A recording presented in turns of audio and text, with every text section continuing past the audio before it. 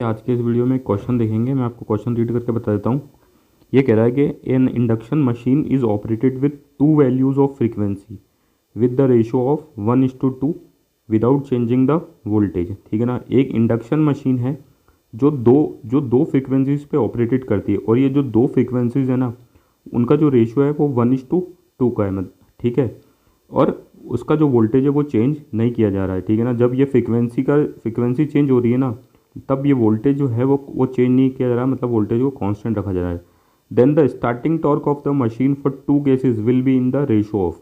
तो ये बोल रहा है कि अगर फ्रीक्वेंसी 1:2 के रेशो में है तो स्टार्टिंग टॉर्क जो होगी वो किस रेशो में होगी। ठीक है।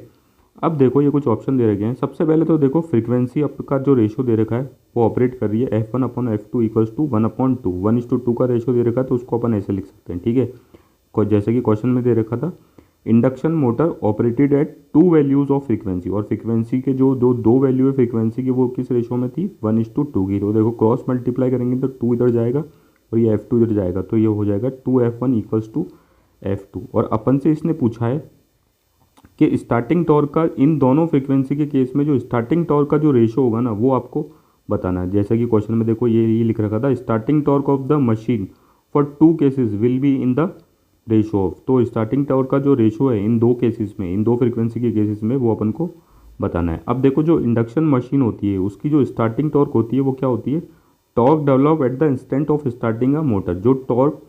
जो स्टार्टिंग के टाइम में जो टॉर्क डेवलप होती है ना मोटर की, उसको क्या बोलते हैं, स्टार्टिंग टॉर्क बोलते हैं, उसको डिनोट करते हैं TS से। ठीक है।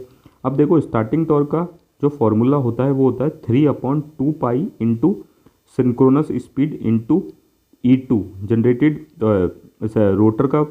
रोटर में जनरेटेड वोल्टेज का स्क्वायर इंटू रोटर रेजिस्टेंस पर फेज का स्क्वायर अपॉन रोटर रेजिस्टेंस पर फेज का square plus stand still rotor reactance का स्क्वायर। अब देखो रोटर जो मशीन है वो एक ही है। ठीक है ना।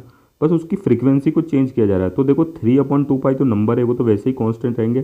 तो ये चीज़ें भी जो रहेगी वो रोटर के लिए क्या रहेगी, सॉरी इंडक्शन मोटर के लिए क्या रहेगी, वो कांस्टेंट रहेगी। तो देखो मैं यहाँ पे ये बोल सकता हूँ कि इस फॉर्मूले से मैं ये पता कर सकता हूँ कि जो स्टार्टिंग टॉर्क है वो इन्वर्सली प्रोपोर्शनल किसके है, सिंक्रोनस स्पीड पे। आप देख सकते हो। ठीक है ना। ये चीज़ कांस्टेंट नहीं रहेगी क्योंकि सिंक्रोनस स्पीड जो रहती है ना वो फ्रीक्वेंसी पे डिपेंड करती है, और फ्रीक्वेंसी हमेशा दो अलग अलग, सॉरी हमेशा नहीं, फ्रीक्वेंसी यहाँ पे दो अलग अलग काम में रहती है, काम में ली गई है। तो देखो सिंक्रोनस स्पीड का फॉर्मूला क्या होता है, 120 into frequency upon number of poles. ठीक है। तो देखो फिर से मैं यहाँ से बोल सकता हूँ कि जो सिंक्रोनस स्पीड है ना वो, उसमें देखो ये 120 जो है ना सिंक्रोनस स्पीड का फॉर्मूला है, उसमें जो ये 120 है वो तो कांस्टेंट है, और मोटर एक ही है तो नंबर ऑफ पोल्स भी कांस्टेंट रहेंगे। तो मैं यहाँ से बोल सकता हूँ जो सिंक्रोनस स्पीड है वो किसके प्रोपोर्शनल है, फ्रीक्वेंसी के। अब देखो स्टार्टिंग टॉर्क सिंक्रोनस स्पीड के इन्वर्सली प्रोपोर्शनल है, और सिंक्रोनस स्पीड जो है वो फ्रीक्वेंसी के डायरेक्टली प्रोपोर्शनल है। तो मैं यहाँ पर सिंक्रोनस स्पीड की जगह क्या लिख सकता हूँ, फ्रीक्वेंसी लिख सकता हूँ। तो मेरे पास एक रिलेशन आ गया।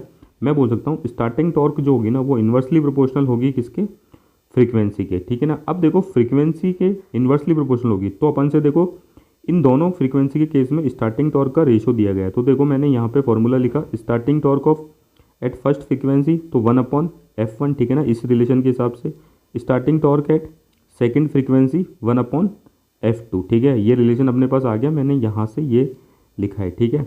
तो देखो ये तो 1/F1 ऐसा कैसा आ जाएगा, और ये रेसिप्रोकल होकर जाएगा तो F2 ऊपर जाएगा और ये 1 नीचे। तो देखो स्टार्टिंग टॉर्क का अपने पास रेशियो हो गया, starting torque at first frequency starting torque at second frequency equals to आ गया अपने पास F2/F1। लेकिन अपन ने शुरुआत में एक रिलेशन निकाल लिया था कि F2 की जो वैल्यू है वो ट्वाइस ऑफ F1 है। तो देखो F2 की जगह मैंने क्या लिखा, ट्वाइस ऑफ F1। तो देखो यहाँ पे F1 से F1 कट गया, तो starting torque at first frequency upon starting torque at first second frequency का रेशियो आ गया 2:1 का। तो जो रेशियो है दोनों फ्रीक्वेंसी पे स्टार्टिंग टॉर्क का वो कितना हो गया, 2:1 का। और यही देखो अपने ऑप्शन में भी है। ठीक है ना। तो ये अपना करेक्ट ऑप्शन है। Thank you.